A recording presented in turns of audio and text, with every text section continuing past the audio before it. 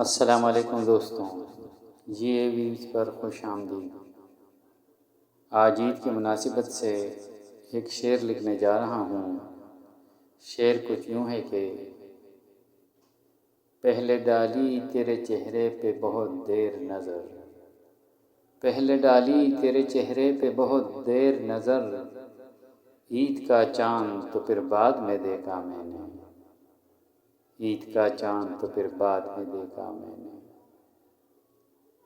तमाम दोस्तों से गुजारिश है कि मेरा YouTube channel GA views subscribe करें। अगर वीडियो पसंद आए तो ज़रूर लाइक कीजिएगा। शुक्रिया।